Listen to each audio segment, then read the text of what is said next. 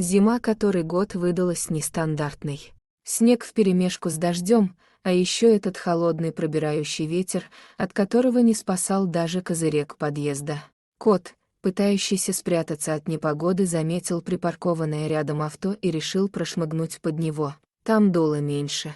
Так и было, только теперь мешала вода на асфальте, от которой никуда было не деться. Сидеть на мокром было некомфортно. Зверь с надеждой уставился на просвет между машиной и асфальтом.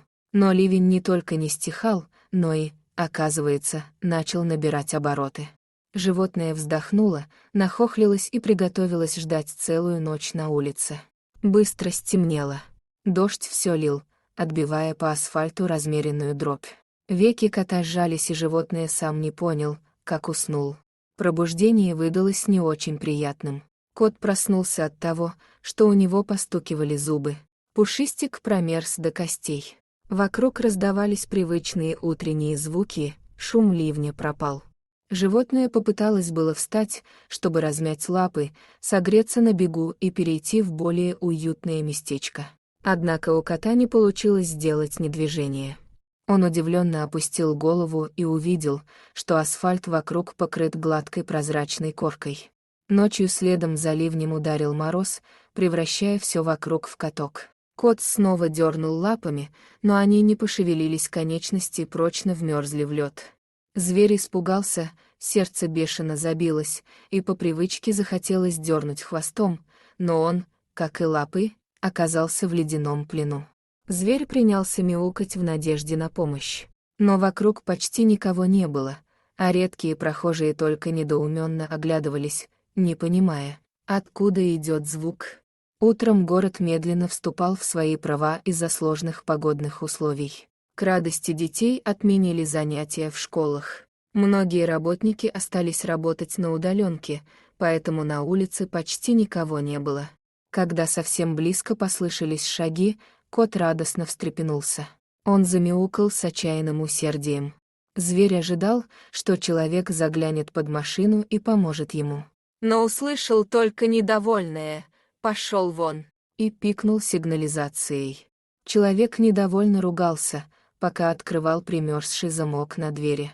Кот снова попробовал обратить на себя внимание, но мужчина его проигнорировал. Он сел в машину, включил громкую музыку и завел двигатель.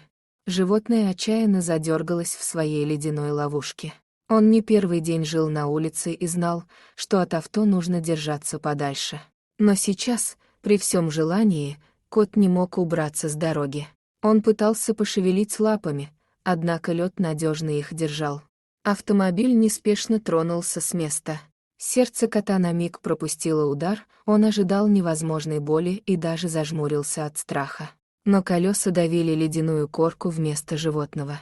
Зверь осторожно приоткрыл глаза, авто проехало рядом с ним, абсолютно не задев. Кот замяукал снова, теперь без преграды его должны были услышать и увидеть.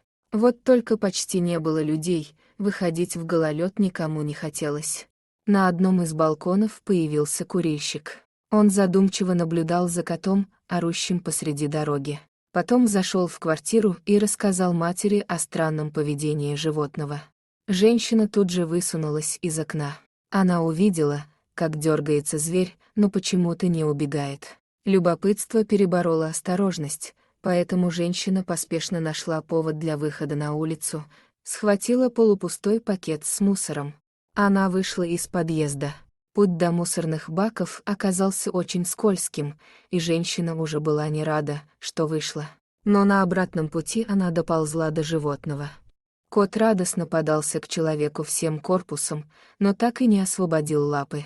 Женщина присела рядом и дотронулась до заледеневшей шерсти, конечности и пушистый хвост, обернутый вокруг лап, были покрыты прочной ледяной коркой.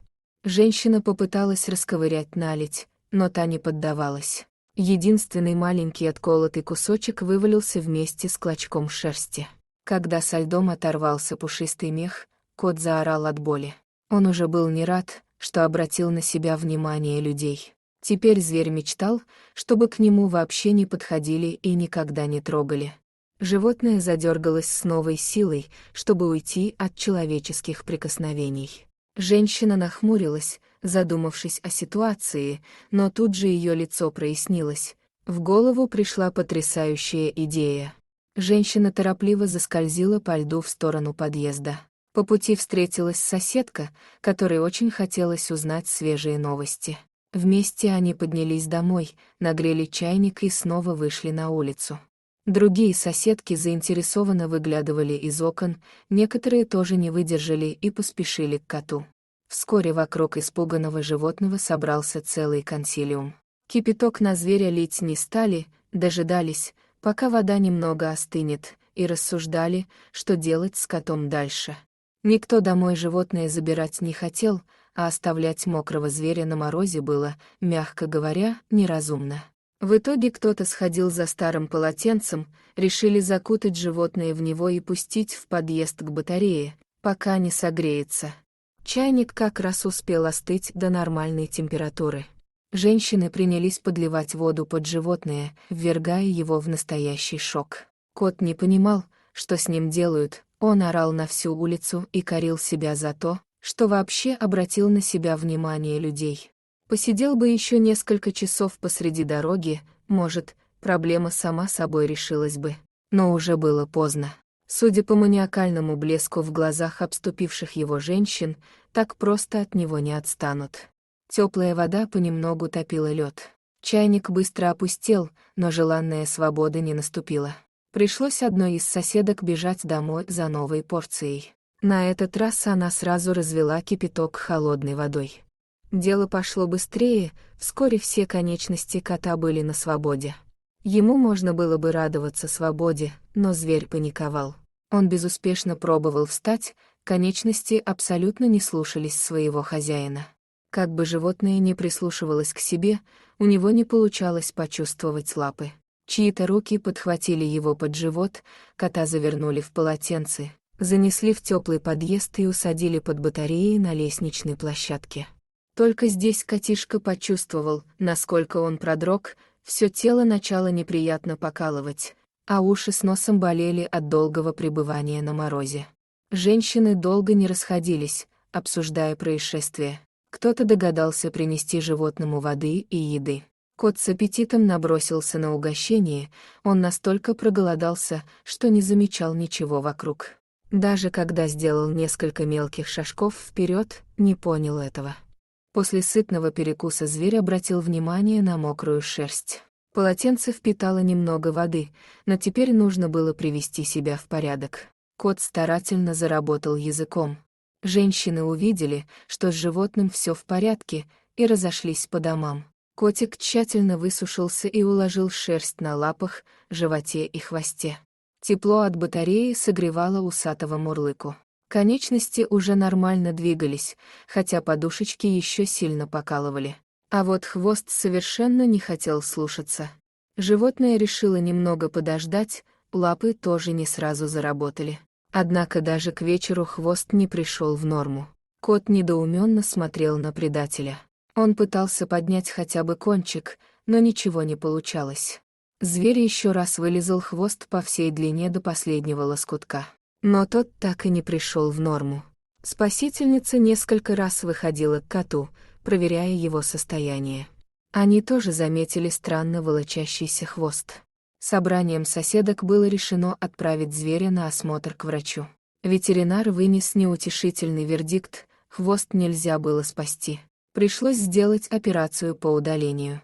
Перепуганного кота накачали наркозом, ему не нравились запахи и странные люди, которые трогают его. Но после укола мир уплыл. Зверь приходил в себя медленно. Хвост сильно болел, а перед глазами плыло. Животное обернулось, но к своему удивлению не увидело хвоста. На его месте был какой-то странный белый обрубок. Зверь попытался обнюхать непонятную штуку, но упал, не дотянувшись. Перед глазами все плыло, вокруг жутко воняло лекарствами. Это не нравилось, но сил исправить ситуацию не было. Пока животное отходило от операции, соседки решали его дальнейшую судьбу. Забирать бездомного зверя себе по-прежнему никто не хотел. Бросить на произвол судьбы не давала совесть. Тогда женщины активно принялись распространять историю кота по городу. Кто-то обзванивал подруг, кто-то писал в соцсетях, кто-то ходил по соседним подъездам. Историю несчастного животного подхватывали и пересказывали десятки людей. Вскоре нашлась новая хозяйка для пушистого друга. Она забрала его из клиники к себе домой, окружила заботой и любовью. Но столкнулась с полным непониманием зверя. Тот долгое время не мог привыкнуть к отсутствию хвоста. Он терял баланс, падал при прыжках, врезался в мебель, не успев развернуть корпус. Кроме того, взрослое животное не понимало, почему его мир вдруг стал ограничиваться стенами квартиры. Кот с тоской смотрел на улицу через оконное стекло. Даже выпавший снег не портил милые картины свободы. Котик даже попытался сбежать, когда хозяйка открыла двери. Он юркнул в щель и помчался по лестнице вниз. Из-за отсутствия хвоста кота несколько раз заносило на поворотах. Один раз он чуть не рухнул между лестничными пролетами. Кот замер возле дверей подъезда, они оказались закрыты, а позади уже слышались шаги и взволнованный голос хозяйки. Взгляд животного заметался вокруг в надежде спрятаться. Внезапно дверь широко открылась, впуская в подъезд шумную компанию. Зверь не стал ждать, пока все зайдут, и стрелой вылетел наружу. Вот тут кот резко затормозил. За несколько недель в квартире он уже отвык от обволакивающего холода. Под лапами хрустел снег, ледяной ветер развевал шерсть, заживающий обрубок хвоста внезапно сильно заболел. Животное поежилось от холода. Дверь подъезда снова распахнулась. Теплые руки подхватили зверя под живот, кота занесли обратно в теплую квартиру. Перед мордочкой поставили целую миску влажного корма. Животное с жадностью набросилось на еду. Уже позже, отдыхая на подоконнике, кот решил никуда больше не бежать. «Остаюсь, тут тепло, сытно и гладят постоянно. Можно не бояться примерзнуть к асфальту или попасть под машину», — подумал про себя маленький хищник. Друг, если тебе понравилась история, пиши свой комментарий, ставь лайк, подписывайся на наш канал и переходи в профиль, там много интересных историй. До встречи!